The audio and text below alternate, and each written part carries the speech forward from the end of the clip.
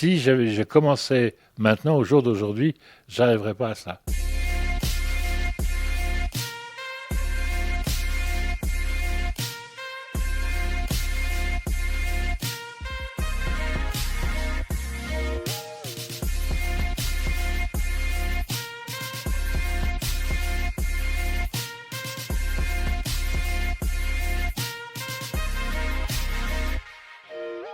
J'ai commencé cette collection de radios depuis 42 ans. J'ai eu l'occasion d'acheter une grange et en 4 ans, j'ai mis tout en place pour remettre tous les postes que j'avais avant. La collection s'est développée un petit peu comme ça. À l'époque, les postes, soit les gens pensaient qu'ils avaient une fortune parce que c'était un vieux poste de leurs parents et autres, et puis d'autres qui, bon, n'en avaient rien à faire. Les plus vieux datent de 1921. Philips a commencé à vendre des postes comme ça en 1927. Les premiers postes, on dirait des instruments de physique. Donc à la guerre, les Allemands faisaient attention à ce que les gens n'écoutent pas Radio Londres. Donc j'ai des petits postes là qui sont cachés et qui on ne voit pas, on ne peut pas voir que c'est un poste.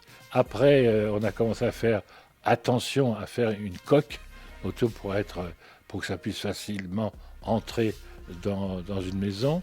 Après, dans les années 50, 60, 70, ce sont l'esthétique. Les décennies a apporté sa marque. Des designers qui ont fait, designers américains, c'est un disque bleu. Non, je crois que les origines coûtent plus de 30 000 euros. Il y a aussi un poste que j'aime bien également, il est tout transparent, et ça c'est la communauté gay parisienne qui a mis ce concept-là. Et c'est vrai que c'est très original parce que dans ce poste-là, il y a 2 tubes au néon, un bleu et un rouge. Quand on me demande quel est le poste que vous préférez, je n'en ai pas. Je les aime tous. Et puis, moi, disons que je ne cherche pas à collectionner pour avoir 100, 200, 300 postes, alors que j'en ai 8000.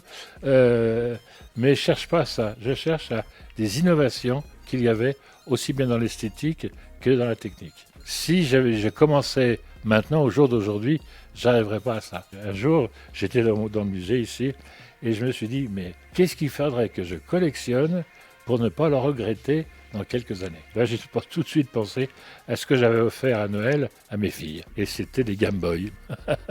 Donc il y avait 2 ou 3 Game Boy, alors que j'aurais subtilisé pour démarrer. Donc pareil, c'est comme pour la radio, ce qui m'intéresse, c'est le début. En ce sens que avant, il y avait plein de choses différentes. Et puis à un moment, il n'y a plus que 2 marques qui jouent. Donc c'est pas intéressant. Ce qu'il y a aussi, c'est que je n'ai jamais joué aux jeux vidéo. J'ai pas envie. Ou j'y joue quelques minutes et c'est tout. Mais je ne joue pas. Je collectionne.